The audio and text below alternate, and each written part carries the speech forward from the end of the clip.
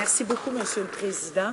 Alors, c'est au nom des citoyens, citoyennes, de mes commettants de la salle Aymar que je me lève en chambre pour appuyer, en fait, la motion de mon collègue. Mais tout d'abord, j'aimerais vous signaler, Monsieur le Président, que je vais partager mon temps avec le député de Drummond. Alors, j'aimerais appuyer la motion de l'opposition officielle, la motion qui a été apportée par mon collègue de Trois-Rivières, une motion qui dit tout simplement que de l'avis de la Chambre, les cotisations d'assurance-emploi payées par les employeurs et les travailleurs doivent servir uniquement à financer des prestations telles que définies par la loi sur l'assurance-emploi pour les chômeurs et les familles, et par conséquent, le gouvernement devrait protéger les cotisations des travailleurs, améliorer l'accessibilité au programme et abandonner son plan exprimé dans le budget 2015 d'établir de façon unilatérale le taux de cotisation. Vous savez, Monsieur le Président, lorsqu'on est élu au Parlement du Canada et lorsque on forme le gouvernement, il faut s'en tenir à nos engagements. Il faut s'en tenir aux engagements qui font en sorte que lorsqu'on collecte des travailleurs, des employeurs, l'assurance-emploi, ces cotisations-là doivent servir à ce qu'elles doivent servir. C'est-à-dire qu'en cas de perte d'emploi, ces cotisations à l'assurance-emploi doivent servir à aider le travailleur, la travailleuse qui ont le malheur de perdre leurs emplois pour les aider le temps de se trouver un autre emploi, de pouvoir joindre les deux bouts, subvenir aux besoins de leur famille.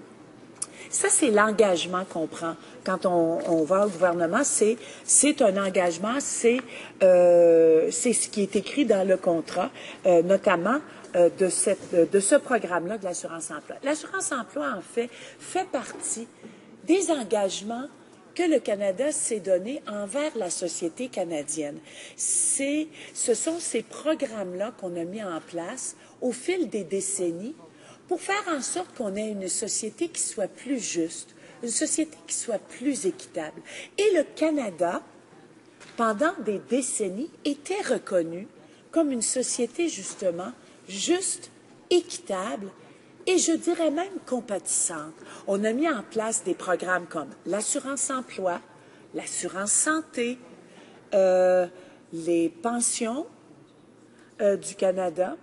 Tous ces programmes-là font partie du filet social que les Canadiens ont choisi de mettre en place et qu'ils contribuent année par année par les cotisations, les diverses cotisations et par l'impôt.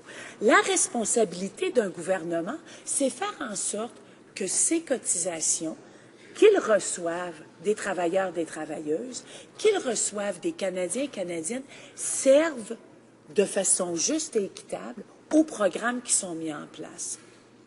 Ce qu'on a remarqué depuis les 20 dernières années, c'est que l'engagement qu'a pris les gouvernements successifs, c'est qu'ils n'ont pas tenu ces engagements-là. Ils n'ont pas tenu ces promesses.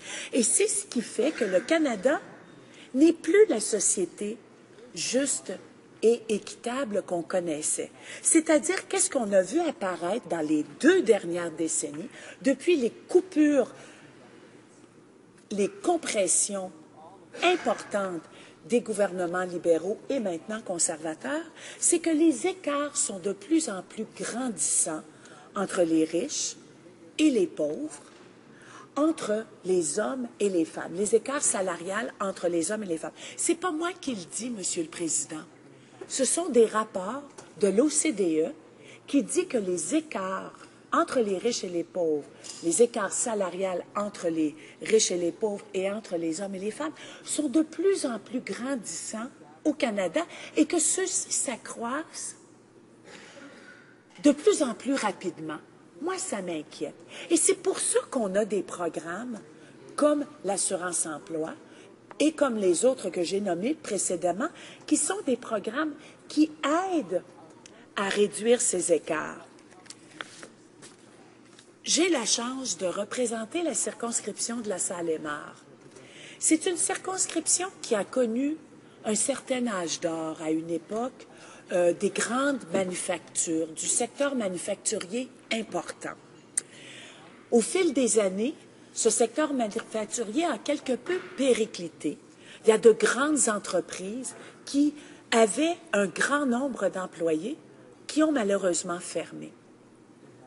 Il y a une transition importante, on s'en rend compte, dans l'économie canadienne. Premièrement, il y a eu plusieurs des compagnies canadiennes qui ont été achetées par des intérêts étrangers et qui, par la suite, tout bonnement, ont fermé.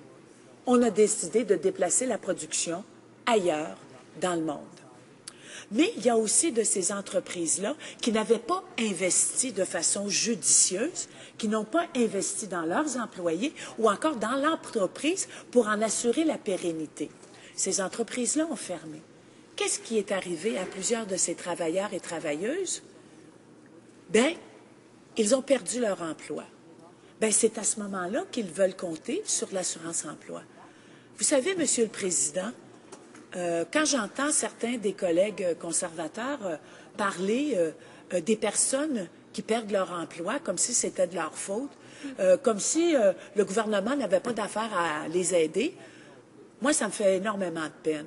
Parce que je sais que les Canadiens et les Canadiennes, ce sont des gens compatissants, ce sont des gens qui sont solidaires, ce sont des gens qui veulent entraîner, qui veulent s'entraider, qui veulent aider les autres. Et quand j'entends les conservateurs de l'autre côté, je ne me reconnais pas en eux. Et la plupart des Canadiens et des Canadiennes ne se reconnaissent pas en eux. Monsieur le Président, comme je vous le mentionnais, plusieurs entreprises, plusieurs grandes industries manufacturières dans ma circonscription ont fermé. Transition s'est effectuée et maintenant, le secteur, un des secteurs les plus en croissance dans ma circonscription, c'est le secteur du commerce au détail. Eh bien, Monsieur le Président, qu'est-ce qu'on a? Des emplois précaires, des emplois à temps partiel, des emplois au salaire minimum, des emplois qui sont extrêmement difficiles. C'est extrêmement difficile pour une famille de joindre les deux bouts. Bien, en plus de ça, étant donné de la nature de ces emplois-là, quand un magasin comme Target, magasin américain qui est rentré en grande pompe au Canada et qui finalement, un an plus tard, a fermé ses portes, il y a eu, je pense, c'est 60 ou 70 emplois qui ont été perdus dans ma circonscription suite à la fermeture de Target. Après ça, ça a été Best Buy. Bien, vous savez quoi, Monsieur le Président? Ces emplois-là sont tellement décousus, c'est tellement difficile de pouvoir recueillir un certain nombre d'heures. Et puis, qui est-ce que ces emplois-là, souvent? Bien, ça va être des femmes. Bien, savez-vous, Monsieur le Président, avec les compressions successives des libéraux et des conservateurs et le fait qu'on ait de plus en plus rendu difficile l'accès à l'assurance-emploi, bien, qu'est-ce qui arrive? Ces gens-là se retrouvent devant rien. Et ça, Monsieur le Président, ce ne sont pas seulement des travailleurs et des travailleuses, mais ce sont également leurs familles qui en souffrent. Et c'est ça qu'on se rencontre dans la circonscription de la Salle-et-Marne. C'est un appauvrissement des gens. C'est un appauvrissement parce que le coût de la vie augmente, tout augmente, mais les emplois sont précaires, les emplois sont difficiles d'accès et quand, par malheur, on perd l'emploi, l'accessibilité à l'assurance-emploi, au filet social que des générations après générations nous avons bâti dans ce pays, et tout est filoché. Eh bien, moi, Monsieur le Président, je considère que le gouvernement actuel ne connaît pas du tout la société canadienne, ne connaît pas du tout les valeurs des Canadiens et des Canadiennes, et que en octobre 2015, je pense qu'eux aussi vont recevoir leur papier qui va leur dire « Messieurs, vous êtes congédiés ».